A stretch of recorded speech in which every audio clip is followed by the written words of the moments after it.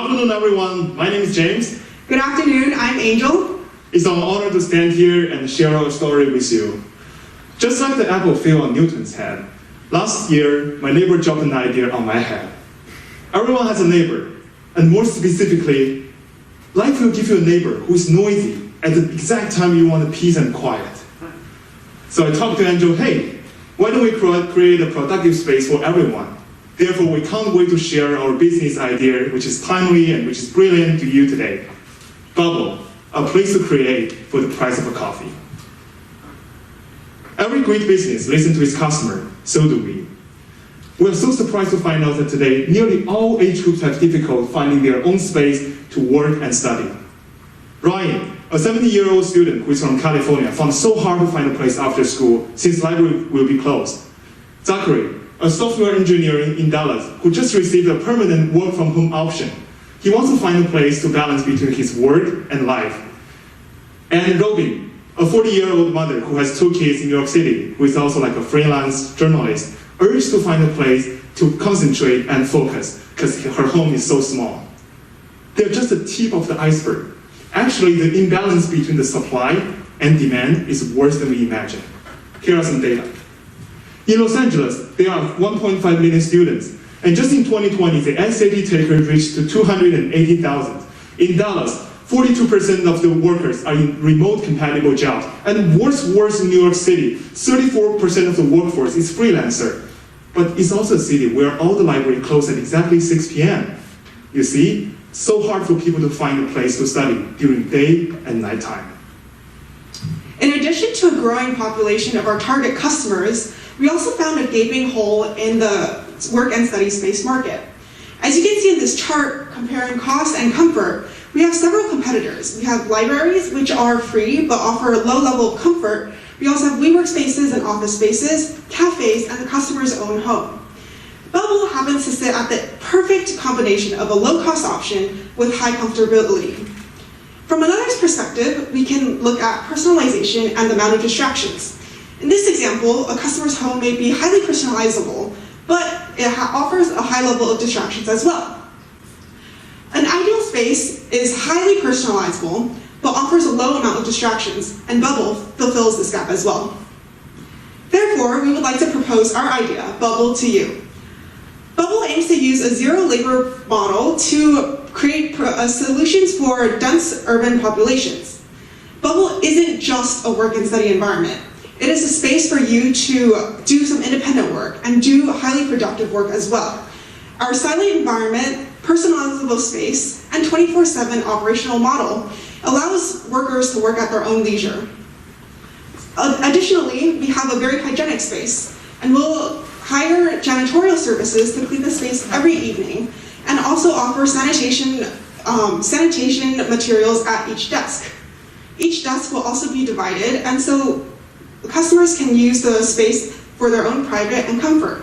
So now that we've talked about the theory of Bubble, what does Bubble actually look like? Let's go on a tour with James. Welcome to Bubble. I'm your tour guide today. After using the digital key to open the door, what you see in front is our independent working space. We have 40 individual desks, and all desks are equipped with app control light, socket, Wi-Fi, and dividers. Moving forward, you will find some small room, a friendly meeting room, which is perfectly fine for team and for conference and for our future partnership events. We know that in a 24-hour friendly environment, you may need to refill your energy, so we provided you with different kind of vending machine and branded coffee machine, aiming to lower the noise at the maximum level. Right next to the vending machine is our shared space, a perfect place where you can grab a seat, meet new people, eat our takeout food, or just relax. So what is the day-to-day experience at Bubble look like? Andrew will give you more insights on that. After the customer downloads the app, they can make a reservation directly on it. Their membership information as well as their preferences will be directly loaded onto the app. Next, when they arrive on premise, they can check in with a mobile key and they'll have automated light access. When they're in our space, they have access to amenities such as vending machines as well as public space, and they can personalize their own space as well. When a problem arises, we have a live chat function. A live agent will be able to resolve any technical difficulties they may have. When they are ready to leave, they can check out directly onto the directly on the app, and they will be able to have their feedback form directly submitted as well. We will be using this feedback to better improve the space, and their membership points can also be added directly into their account. So what does a membership look like? And what kind of benefits you can enjoy if you are a member? Well, first of all, today we have like 4 different types of membership: follower, thinker, designer, and creator. Bubble welcomes everyone to our properties, so everyone's first 2 visit will be free. And even for non-members, the price will be $2 per hour, which is exactly lower than the price of a coffee. And once you become a member, you join the membership journey, you will enjoy more than you could imagine. From guaranteed selection of special seats and lockers, to the free access of meeting room or future forum sharing.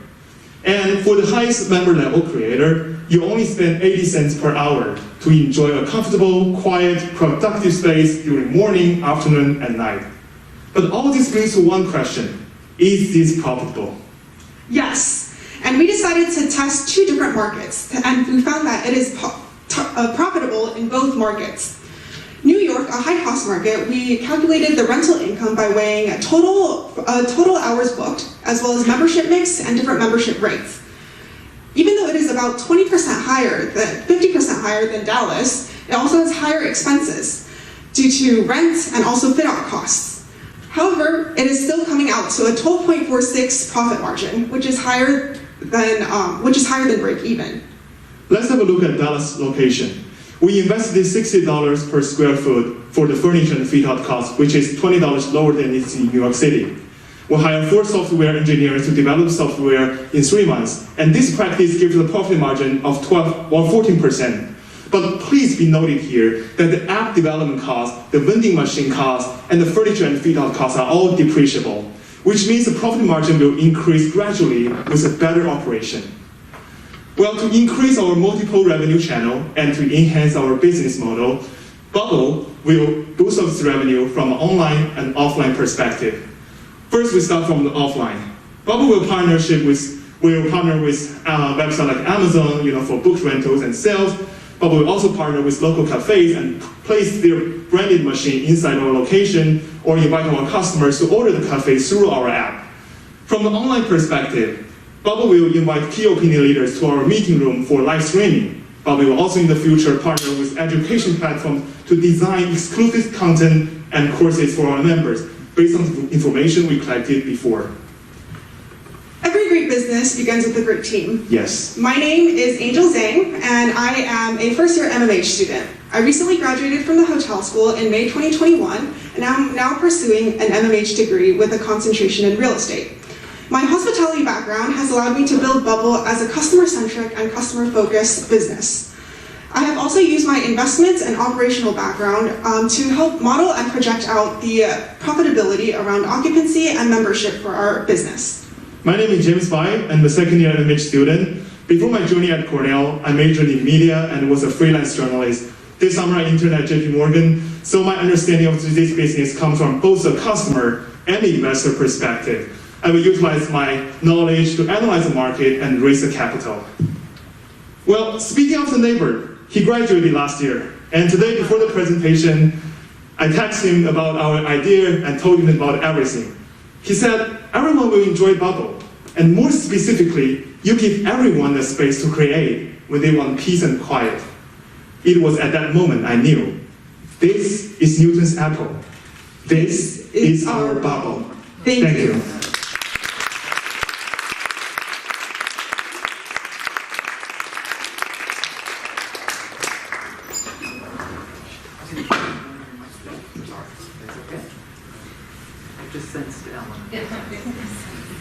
Congratulations. Thank you. Very good presentation. Okay, talk to me about WeWork. Yes, exactly. Excellent question. And so the main difference between Bubble and WeWork is that WeWork is a B2B company, while Bubble offers directly to consumers.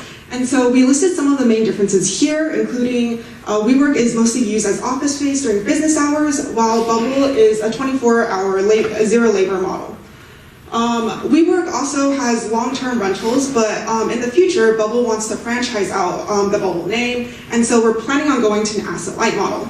Bubble is a lot smaller, so it will just be more community-based, while WeWork is more focused on an individual business. Well, WeWork had quite a bit of real estate, so your long-term business model is a franchise organization. Exactly, but for we have like a phase 2, phase 1, and phase 2. So in phase 1, we'll selected some major dense population city, like New York City, Los Angeles, to start a business. We rent a place, but that's the reason why we designed our app. So it's easy to franchise and easy, for the future partnership.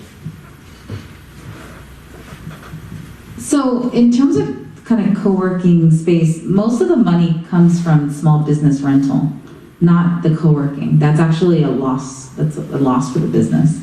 So your model is focused more on individuals as opposed to small office space rental? Yes, exactly. So we're both more focused on hourly rentals for each person, and we showed some of the membership rates and the non-member rates as well. Okay. And what's your customer acquisition strategy? Yeah. So Actually, we believe that even though we believe that all ages have the demand, we still think that our major customer would be younger generations. So how we approach them, we want to know what kind of media platform they are using. So I believe there are some platforms they are using at this moment. So we utilize something like TikTok. We will make the TikTok video to attract people, to tell them, what Bubble is and why they need to come to Bubble. And for Instagram, like nowadays, teenagers will use that. We'll post our advertisement in the in-story and to attract more customers. And we also can partnership with some, groups on the campus or, on the high school. We sponsor them and to introduce them, there's a business, feel free to come and join us. Just a quick question about the design. Can you go back to the image with the desks and the meeting rooms? I'm wondering if you are hospitable to people that need to make phone calls on a regular basis. So the individual desk is kind of great for just working. The meeting rooms are great for meetings. Is there anything that you envision in between? yeah, so the shared spaces that you can see here, it's more for like the connectivity and allowing a customer to use that space to chat with other guests. It's a little bit away from the individual desk, so it doesn't bother anybody working who needs the peace and quiet. Sorry, I meant like if I need to make a few phone calls or be on a few conference calls, is it okay for me to speak if I'm at my individual desk, or does that bother the people around me? Like, is speaking out loud okay? Or in your kind of... Apologies for the misunderstanding, but so ideally the individual desks would be more of a silent area, and so that's why we kind of created like a shared space. Meeting rooms would be for more small groups, but shared space can definitely be used for like louder calls or interactions. So have you done a lot of research around why people come to these co-working spaces? Because in my research, it's been around being able to plug into others, so you're not literally sitting at your desk all day, and there's that community aspect, and that's kind of what you're paying for and why you're paying those excessive fees. Where do you see that in this model? Yeah, definitely. So I'm sorry, may I ask the question again? The community aspect. So that's a big piece of WeWork and other co-working, the model, is it being able to plug into others. Exactly. So the reason why we create, we focus on our community, and we create, just as I mentioned, why we create the meeting rooms, why we create, some like for future partnership events. We want to invite those kind of like key opinion leaders or, community leaders to our location to create, not only like a working or study space, it's also a place where people can exchange ideas, for example, like TED Talks, like maybe YouTube, sharing forum in the future that could be placed in our location. So that's the reason, why we design, like we both have a meeting room and we both have an independent space. And for the location, we will be community friendly, so people can access to our location maybe within 4 stops of subway. That's all the time we have. Thank you.